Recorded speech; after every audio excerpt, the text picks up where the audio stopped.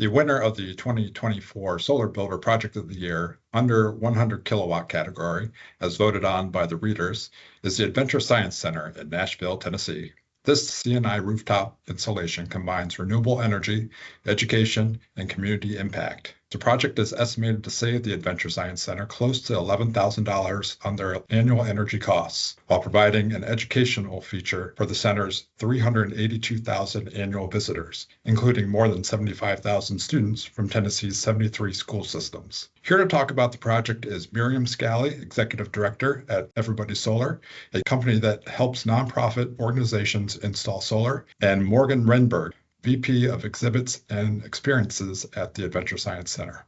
Solar Builders 2024 Project of the Year Awards are sponsored by Aurora Solar. Learn more at aurorasolar.com. How did this project with Adventure Science Center come about, and what was kind of the driving force behind the solar there?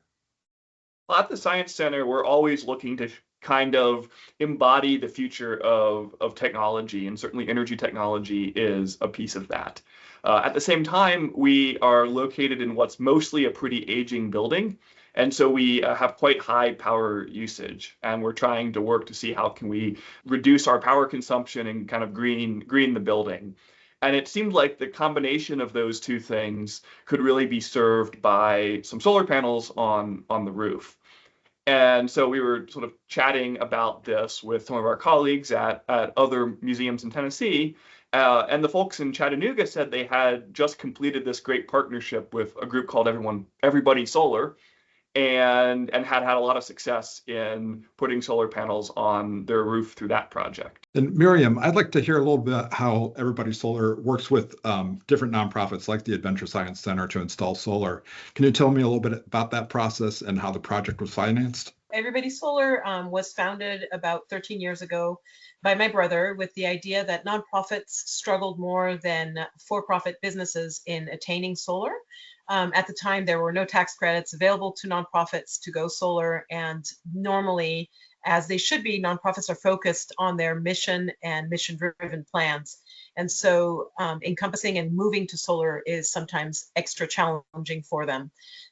One of our niche areas, however, is working with science museums, and they have been one of our absolute favorite partners because there's an interesting addition to it, which is that they tend to incorporate an educational component into the solar installations. And so that's one of the driving forces behind why we continue to partner specifically with science museums, because it has that added benefit or bonus of having the educational piece. And in terms of the funding, we have long-term partnerships, and I've been blessed with some of those long-term partnerships with some foundations. And so our funding is actually usually a blend. And in this case, for the Adventure Science Center, we had a diverse blend of foundation grants, corporate sponsorships, and then generous contributions from individual donors. The collective effort always ends up working together to meet the financial requirements.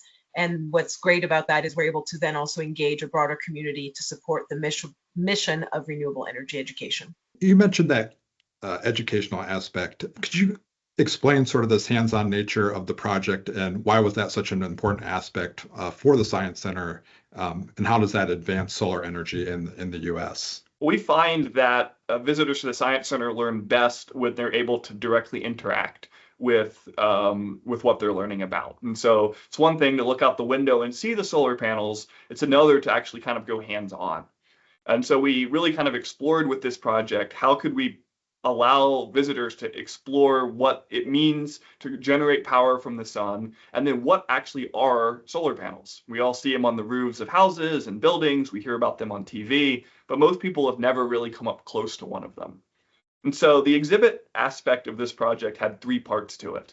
The first part was what we called the exploded solar panel, which was we took a solar panel and then made a model of individual layers of that panel that guests could raise and lower to see how the different layers would come together. And they could actually see what pieces make up one of these panels. The second was an interactive kiosk that not only recorded the real-time output of the solar panel, but also some various weather-related effects in the city. So we had like the temperature and the cloud cover and the amount of precipitation. And visitors could create their own graphs out of these to see which factors actually correlate with generating more or less power. So for example, a visitor would hopefully play with this and realize that temperature actually has a relatively low effect on the amount of power we're producing, but how cloudy it is outside has a high effect. And that kind of interactivity leads them to that understanding better than if we just wrote it on a sign. And then the third piece was a graphic that led you to resources from the Department of Energy that helped folks evaluate whether their home would be a good use case for solar power. So the idea was to sort of teach you what a solar panel is, how it works, and then for you to leave thinking about whether or not this could be a good addition to your house or your small business. As Morgan has alluded to, the fact that really having hands-on experience allows people to engage in a different way. And our projects are across the United States. And what's interesting is that every single science museum we've worked with that has developed and deployed these solar installations, and then also these monitoring systems or interactive exhibits, each and every one has created something very unique and different.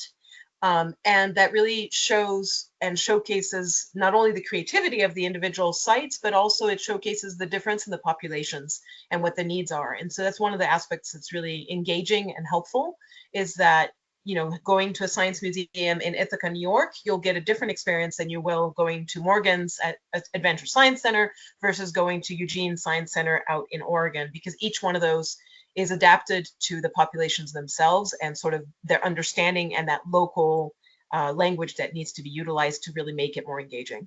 What would you say were some of the biggest challenges in getting this project built, and how did the project team overcome those? Well, so there's a few different challenges that came about with this project, which are always fantastic ways to learn.